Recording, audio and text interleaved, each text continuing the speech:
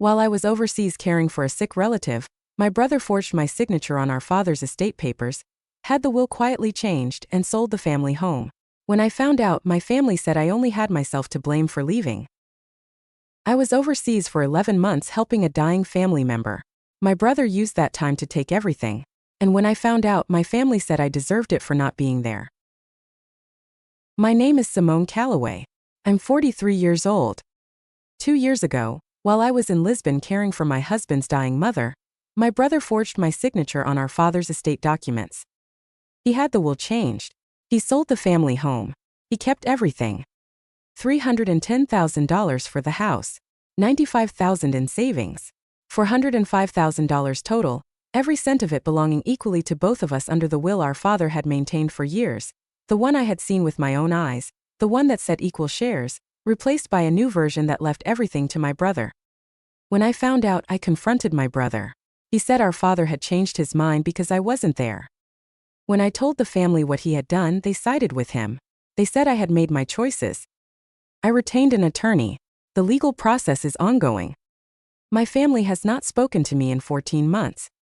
I have not given up. This is the story of what happened, what I found, and what I intend to do about it. I am telling it because I think silence about these things is itself a kind of concession, and I have already conceded enough. My father's name was Walter.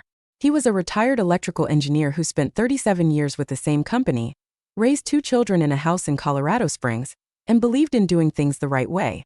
He was methodical in the way that engineers often are, not inflexible but precise. He kept files, hanging folders in a metal cabinet in the study, organized by category and year, labeled in his careful handwriting. Tax returns going back 25 years. The original deed to the house. Insurance policies with renewal dates noted in pencil in the margin. He had an accountant and a dentist and an estate attorney, all of whom he had been seeing for decades, all of whom he trusted because they had been reliable and because my father was the kind of person who, once he found someone reliable, stayed with them. He was the kind of man who put things in writing because he had learned early that memory is imperfect and intentions, however sincere, do not transfer between people the way we imagine they do. He would have said this directly and without irony. He believed it. He would be appalled by what happened to his estate. My mother passed away 6 years ago, after a long illness that my father managed with the same patient, methodical attention he applied to everything. They had been married 45 years, and the marriage had been the organizing fact of his adult life, not in a romantic story way, not in a way he talked about much, but in the way that a structural element holds a building together without announcing itself. You don't notice it until it's gone, and then the building is different in ways that go beyond what you can see. He was 68 when she died. The year after her death was the hardest. He lost weight. He stopped cooking the Sunday dinners he had always made. He watched more television than he ever had. I flew back from Denver 3 times in the first year, and each time I left I felt the pull of the highway behind me as I drove to the airport, the feeling of leaving something that needed me to stay. But I had a life in Denver. A job. Marco. And my father was not asking me to stay. He said he was fine. He was working on being fine. By the 2nd year after my mother's death, he had stabilized into a new version of himself, quieter than before, less interested in the social life they had built together, but functional and present and engaged with his routines. He was 72 when he died 4 years after my mother, and those 4 years had aged him more than the previous decade had. He looked like an older man. He moved more carefully. But his mind was still his, and when we talked on the phone we talked about real things, and he was still my father in all the ways that counted. My brother Reed is 5 years younger than me. Growing up we were not close in the confiding, call each other about everything way that some siblings are. We were simply different people, different temperaments, different speeds, different ideas about what a life should look like. I was systematic and driven, always oriented toward the next thing, the next goal, the next version of what I was building. Reed was looser, more comfortable. He had tried a few different paths in his 20s and settled into a position as a branch manager for a regional bank, a role that suited him, and that he performed competently without ambition to go further. He had stayed in Colorado Springs. That was the most significant difference between us, and it was a difference we had both chosen. I had moved to Denver at 27 for a job opportunity that had grown into a career, and built a life there over 16 years. Reed had stayed, had lived 20 minutes from our parents, had dropped in on Sundays, watched games on the couch with my father, been present in the ordinary daily texture of our parents' lives in a way that I was not. I had known this. I had accepted it. I had never considered it a competition. I did not begrudge Reed his proximity or his relationship with our father. I understood that it meant something different to our father to have a child who came by on Sundays than to have one who called. Both were real. Both had value. I had chosen my version and he had chosen his. What I had not expected was that he would turn his proximity into an argument for sole ownership of everything our father had built. What I had not expected was that he would use a signature that was not mine to make it legal. The house our father built a life in was worth $310,000 when it sold. The savings account held $95,000. $405,000 total. The accumulated evidence of a man who had worked 37 years and saved carefully and believed in leaving something behind for his children. Both of his children. That had always been the plan. The will I had seen with my own eyes years earlier said so clearly. That will had been replaced. My husband Marco's mother was named Elena. She was a warm, complicated woman, opinionated in the way of people who have strong preferences and no longer feel the need to soften them, devoted to Marco in the specific and sometimes smothering way of mothers who have raised only children, and capable of extraordinary generosity and considerable stubbornness in roughly equal measure. I had known her for 9 years by the time she got sick. We had negotiated a relationship that was affectionate and occasionally tense and always genuine, and I had long since stopped needing her to be easy. She was diagnosed with pancreatic cancer at 71. The prognosis was not good. It rarely is with pancreatic cancer, and Elena's had been caught at a late stage, after months of symptoms she had attributed to other things and declined to investigate. The oncologist gave her 12 to 18 months. She ended up having 14. Marco is an only child. Elena's husband had died 12 years before her diagnosis. Her friends were aging and scattered and limited in the practical ways that aging people often are. She had Marco and she had me and she had the medical team in Lisbon and the structure of a healthcare system she had lived inside her whole life. It was not nothing. It was also not sufficient for what she was facing. Marco could not leave his job. He had acquired a small structural engineering firm 2 years prior from a retiring partner, and he was still in the critical early phase of building it into something that was genuinely his, the phase where the owner's presence is not optional, where relationships with clients are new and fragile, and where an extended absence does not pause the business so much as hollow it from the inside. We talked about this at length. We talked about it for 3 weeks before we arrived at what we both already knew. I would go. I was a freelance technical writer. My clients were in Denver and Seattle and 2 in Chicago and 1 in Atlanta. All of my work was deliverable by email and managed by phone and video call. I would lose business almost certainly, the in-person relationships, the referrals that come from lunches and chance conversations, the visibility that keeps you top of mind. But I could work from Lisbon. I could keep the clients I had. I could manage. I called my father before I booked the flight. I explained the whole situation, Elena's diagnosis, the timeline, the reasoning behind why I was the one going rather than Marco. He listened carefully the way he always listened without interrupting, in the way that engineers listen to a problem they are determining how to approach. Then he said, "Go. Elena needs you more than I do right now. Reed is close by and I have everything I need here." I told him I would call every Sunday. I told him to call me immediately if anything came up, anything at all. He said he would. He said don't worry. I booked the flight. I packed 4 suitcases and stored the rest of my things in our garage in Denver and flew to Lisbon in September, 11 months before my father died. The 11 months in Lisbon were the hardest I have lived. Elena's decline was not linear. There were periods of relative stability followed by sharp drops, good weeks followed by difficult ones, false peaks that made you think you had more time than you did. I had imagined, in the abstract, that caregiving looked like sustained intensity. What it actually looked like was sustained presence interrupted by acute intensity, and the presence was the harder part to maintain over the long term because it had no visible shape. You were simply there. Every day. Available. Oriented toward another person's needs as the primary fact of the day. I worked in the mornings before Elena was awake, and in the afternoons during her rest periods. I kept my clients. I delivered my projects. I called my father every Sunday from the apartment kitchen, sometimes with the window open to the sound of the street below. He seemed well. He seemed like himself. I held on to that. Elena died in June. I held her hand. Marco was on a flight that did not arrive in time. I stayed with her through it and then I sat in the hospital hallway for a while by myself and then I called Marco and then I called my father. My father said, "Come home when you're ready. Take care of Marco. Don't rush." I said I would be home in September, after we sorted through Elena's apartment and settled what needed settling. He died in August. I did not make it back. I called him every Sunday for those 11 months without exception, from the apartment kitchen in Lisbon, from hospital waiting rooms, from the bench outside the pharmacy where I waited for Elena's prescriptions.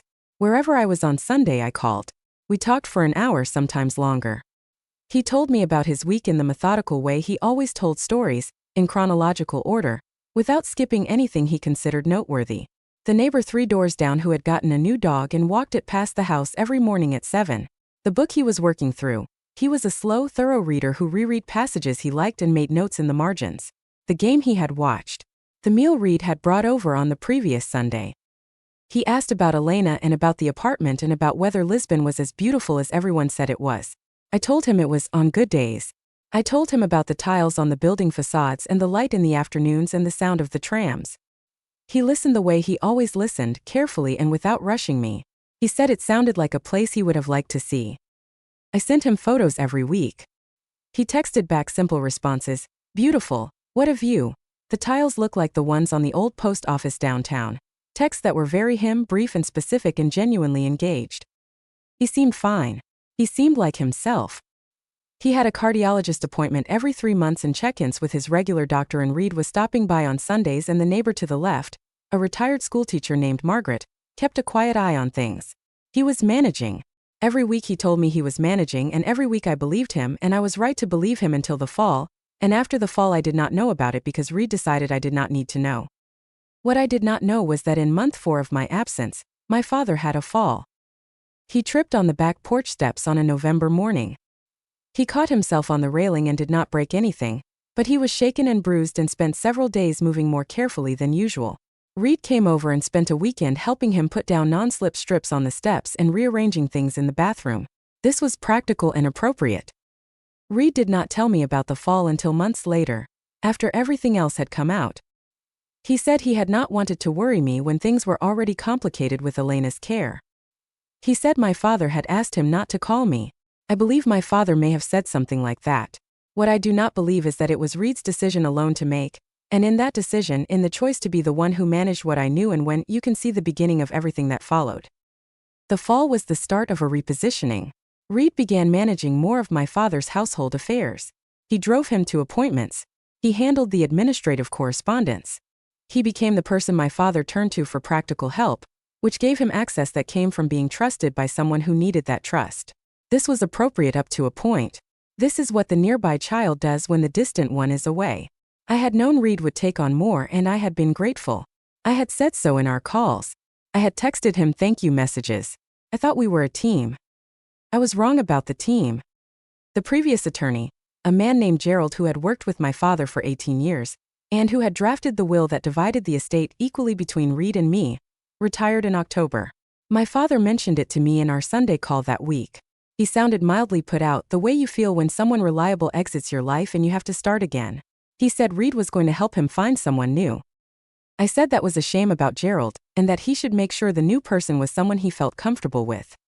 What I did not say, because it did not occur to me because I had no reason at the time to say it, was, please make sure whoever Reed finds has no personal connection to Reed.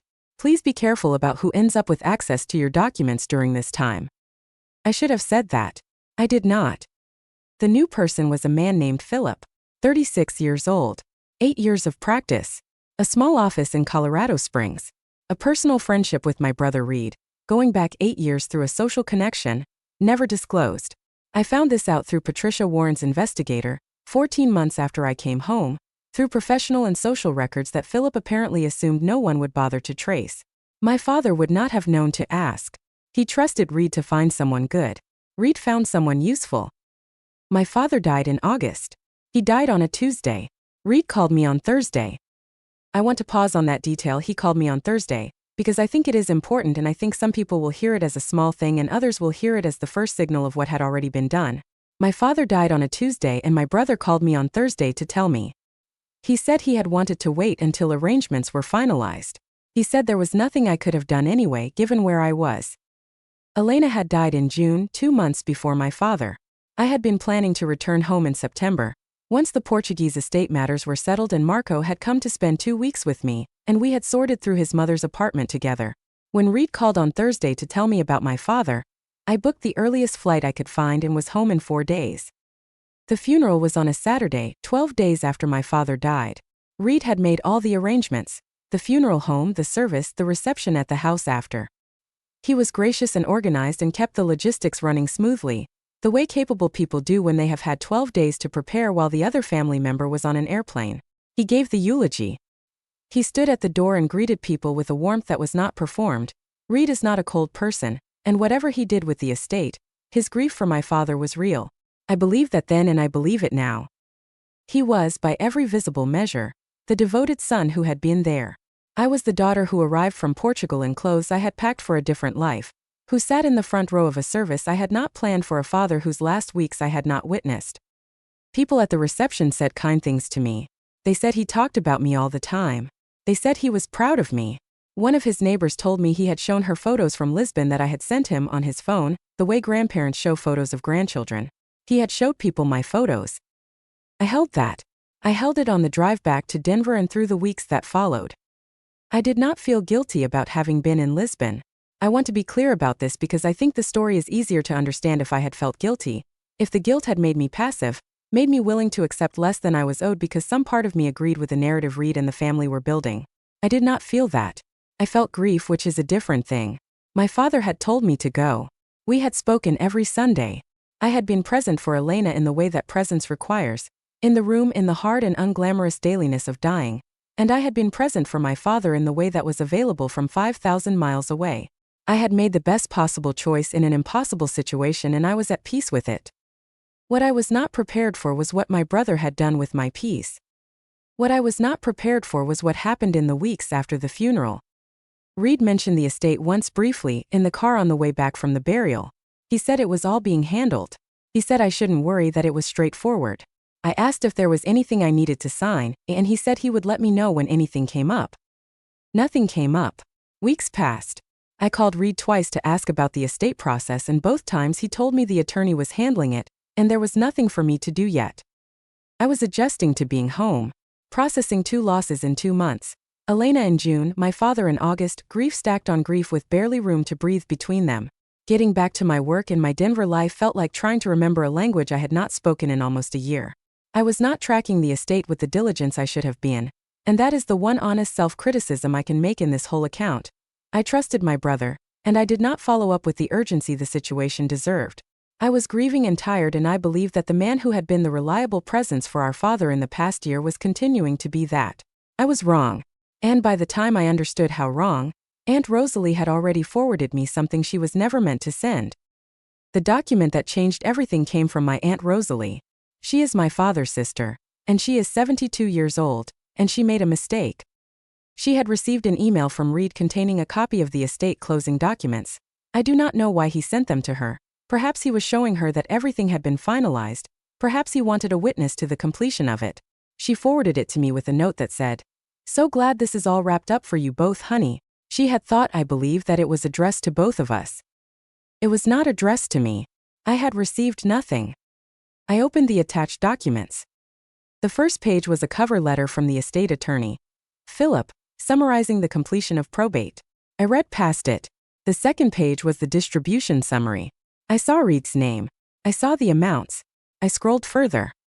The consent form was on the 4th page.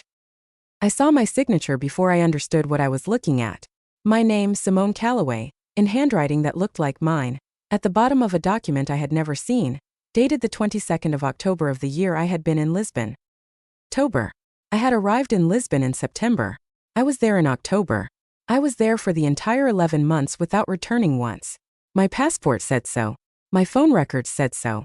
The Sunday calls, documented, time-stamped, stored on a server, said so. I had not signed anything in October. I had not signed anything at all, not a single estate document at any point during my absence. I looked at the signature for a long time. I looked at it the way you look at something when your eyes keep trying to make it into something other than what it is, the way the mind resists a fact it has not finished processing. It was a reasonable approximation of my handwriting, close enough that a stranger glancing at it might not question it, close enough that a busy probate clerk, checking a signature against a filed document, might accept it without scrutiny. But I had been making that signature for 43 years. I knew the exact pressure I applied to the capital S, the way the loop closed, the angle of the C in Calloway, The way the two L's connected in emotion so habitual it happened below thought. This was close.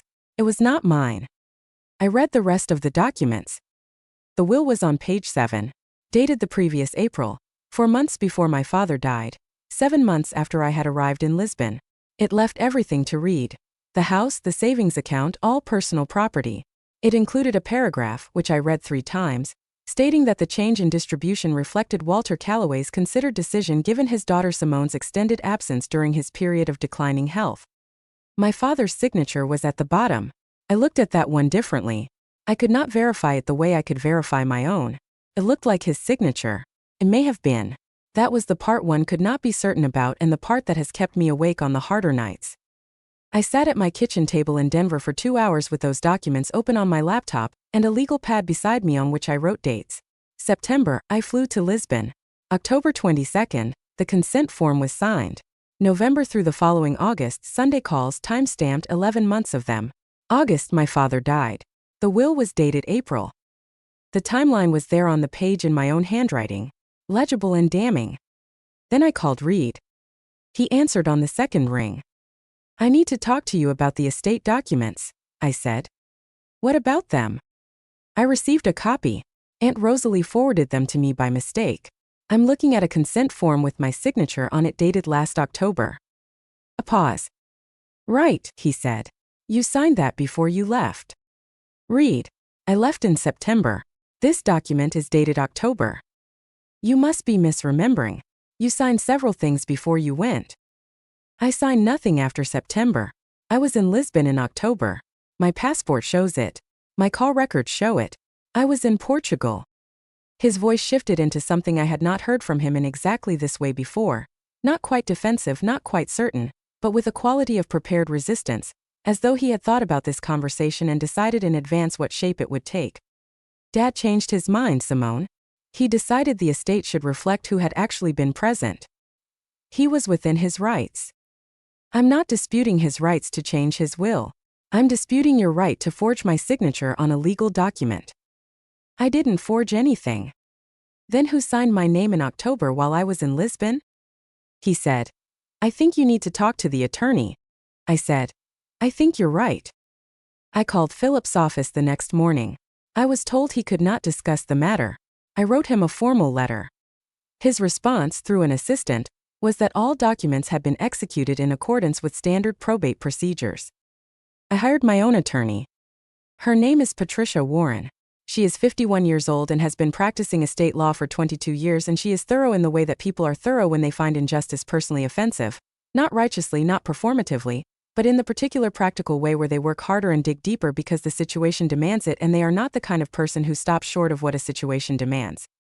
I sat in her office on a Thursday afternoon with a folder of documents I had printed and organized in chronological order, because I am my father's daughter and I put things in order, and I walked her through the timeline. She asked clarifying questions. She took notes. When I finished, she was quiet for a moment. Then she said, "This is one of the cleaner cases of estate fraud I've seen in terms of the paper trail. Your brother was not as careful as he thought he was." That sentence, the particular way she said, "not as careful as he thought he was," has stayed with me. There is something in it that tells me Reed believed his arrangement was neat. That the combination of the forged consent, the new will, the friendly attorney, and my distance would be sufficient to make the outcome stick. That I was far enough away and distracted enough and possibly grief-softened enough that I would not look too closely, or would look and find nothing, or would find something and decide the fight was not worth the cost. He was wrong on all 3 counts. The passport stamps. The phone records time-stamped and complete for 11 months. The departure date confirmed in September. The return the following October. The consent form signature dated to a month I was in another country. A handwriting analysis Patricia commissioned. And a gap in the document chain that her investigation began to expose. A version of the will, filed years earlier with Gerald, that divided the estate equally, and that Gerald's office had retained as standard record-keeping practice when he closed his files. The legal process is ongoing. I cannot discuss the specifics publicly while it is active. What I can tell you is that Patricia Warren does not believe we are going to lose. What I can also tell you is what happened with my family. I called Aunt Rosalie first, the day after I spoke to Reed. I told her what I had found, the dates, the signature, the timeline. She listened. She was quiet in the way that people are quiet when information is landing somewhere it is going to cause pain. Then she said, "Simone, you weren't here. You were gone for almost a year while your father was dying." I was caring for Marco's mother. Dad knew. Dad told me to go. I know he said that, but I also know it was hard for Reed. It was hard for all of us. We were the ones here. Rosalie, my signature is on a document from a time when I was in another country. That is not a disagreement about who was more present. That is a legal document with a false signature. I'm sure there's an explanation. Reed would not do that. Then what is the explanation? She did not have one. She chose Reed. She chose him not because she believed my signature was real. I do not think she did, not really, but because believing me required a confrontation with something she was not willing to have. The rest of the family followed the same logic, each in their own way, each from the particular angle that felt most defensible to them. 2 cousins on my father's side told me I should have come home sooner if the estate mattered to me, as though the two things were proportional, as though caring about your father's end-of-life arrangements required physical proximity to the house rather than 11 months of Sunday phone calls. My mother's sister, a woman who had sat at my parents' kitchen table for 45 years of holidays and birthdays and difficult family moments, called me to say that I had always put Marco's family ahead of my own, and that this was the consequence of that. She did not use the word deserved. She did not need to. The sentence had the same shape. An uncle on my father's side, a man I had seen perhaps 4 times in the last decade, sent me a long message about duty and presence and what it means to be a family member versus a family observer. He had driven to my father's house twice in the final year, he said. What had I done? I had called every Sunday for 11 months. I had been present for every call, for every story about the neighbor's dog and the book he was reading and the game he had watched. But this apparently did not count as presence in the accounting my family was using. One cousin, a man who had always been closer to Reed and who I believe knew more than he was admitting in the careful neutrality of his responses, sent me a message that said, "Family is who shows up. You didn't show up." It was the cleanest version of what everyone else was saying at more length. I have thought about that message often. I think it was designed to be unanswerable, and it almost is, except that it elides the part where showing up in person and showing up by forging a legal document are not the same category of action. I was told by multiple people in multiple variations of the same sentence that I had made my choices and now I needed to live with them. I want to address that directly because I think it is the statement that cuts closest to what the family actually believed or wanted to believe about what happened. Yes, I made choices. I chose to go to Lisbon because Marco's mother had no one else and my father had Reed and neighbors and a community and his health had seemed stable. I chose to stay the full 11 months because Elena's decline was slower than the initial prognosis suggested, and because leaving before the end felt like the wrong thing to do. These were difficult choices and I made them with care and I spoke to my father about them and he supported them. What I did not choose was to sign a legal document relinquishing my inheritance. I did not choose that because I was not there and the document is not real. The choices I made were about where to be and why. The signature is not a choice. The signature is a crime, and the distinction matters even if my family has decided not to see it. The choices I made do not obligate my brother to commit fraud. The choices I made do not obligate my family to endorse it after the fact. Those are not consequences of my choices. Those are choices of their own made by other people for which other people are responsible.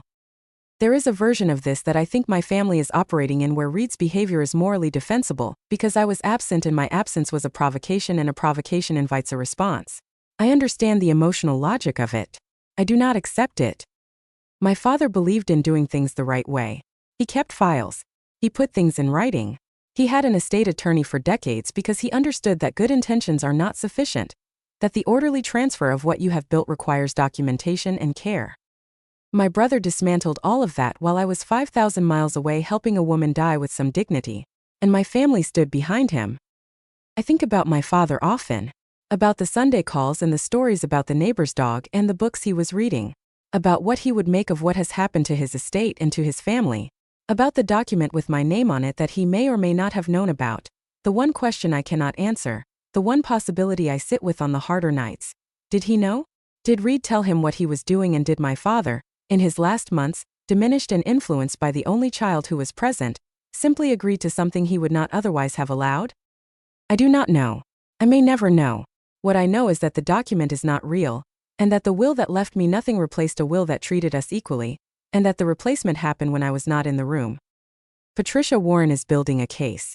It is slow and it is expensive and it is, on the days when the legal fees arrive and the family silence stretches on and the house I grew up in belongs to a family I have never met, genuinely hard in a way I was not fully prepared for, even knowing it would be hard. I drive past the kind of house that looks like my father's sometimes on quiet Colorado streets, a certain age and style of house, brick with white trim, a covered porch, a backyard with established trees, and something in my chest does a thing I do not have a clean word for. Not grief exactly, though grief is part of it. More like the specific disorientation of a thing being absent from a place where you still instinctively expect it. The house exists. I know it exists. It just belongs to someone else now because my brother decided it should, and signed my name to make it so. On the hardest days I think about my father.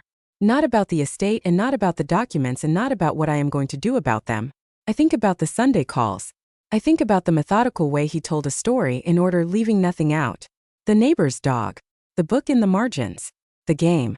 I think about the way he said go when I called him before the flight to Lisbon, without hesitation, without condition, genuinely. He meant it. He was the kind of man who meant what he said. I think about what he would make of all of this. Of the document with my signature on it dated to a month when I was 5,000 miles away. Of the attorney who was his son's friend and is not returning calls from my attorney. Of the family. His sister Rosalie, the cousins, the uncle, standing in formation behind the version of events that requires the least confrontation. He would be appalled. I know this. He believed in doing things right and what was done to his estate was not right, and that is not a thing I have to grieve in ambiguity the way I grieve the question of what he knew or didn't know in those final months. The appallingness is clear. I am going to find the truth in his documents. Patricia Warren believes it is there. I believe it too. I am 43 years old. I have a good marriage. Marco has been steadier through all of this than I had any right to expect, given that the year that produced this situation was also the year he lost his mother and watched his wife spend 11 months across an ocean holding things together. I have a career that survived Lisbon and is intact in Denver. I have my own life built by my own effort over 16 years, and it is a good one. What I have lost is my family of origin, or the version of it that I believed I had. The version in which a wrong done to me would be recognized as a wrong, in which my absence was understood as sacrifice rather than abandonment, in which my brother's behavior toward our father's estate would be seen clearly for what it was. That version has not materialized. The family that exists has made its choice. I am not naive about legal disputes. Patricia has been honest with me in the direct way she is honest about everything. They are corrosive, they take longer than you expect, they cost more than you budget for, and they do not always resolve the way the facts deserve. I know all of this. I am doing it anyway. Not only for the money, though the money is real and represents my father's 37 years of careful work, and I am not going to pretend it doesn't matter. I am doing it because my name is on a document I did not sign.